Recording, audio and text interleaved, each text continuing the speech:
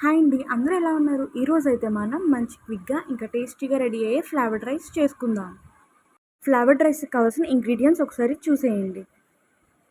ఇంట్లో ఎలాంటి కూరగాయలు లేకపోయినా నోటికి రుచిగా తినాలనిపించినప్పుడు ఈ రెసిపీ ఒకసారి ట్రై చేయండి. ముందుగా 3 స్పూన్లు నెయ్యి, 2 స్పూన్లు నూనె వేసుకొని ఆ 2 బాగా వేడవ్వనివ్వాలి.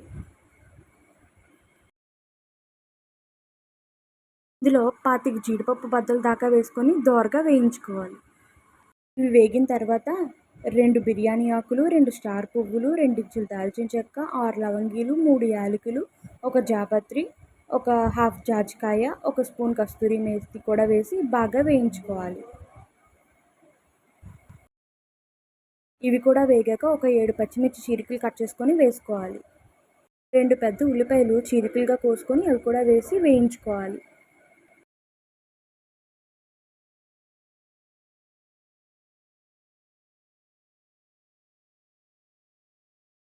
కూడా వేగాక ఒక స్పూన్ గరం మసాలా వేసి కొద్దిగా వేగనివ్వాలి.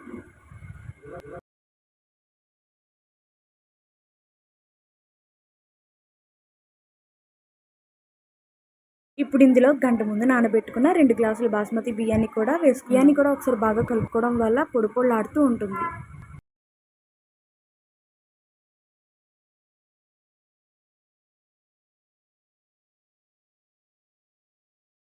ఆ 2 గ్లాసులు బియ్యం తీసుకున్నాం కాబట్టి 3 గ్లాసులు నీళ్ళు వేసుకోవాలి. గ్లాస్ రైస్‌కి 1 ½ గ్లాస్ వాటర్. ఇప్పుడు ఇందులో 2 స్పూన్లు ఉప్పు కూడా వేసి ఒకసారి బాగా కలిపేసుకుందాం.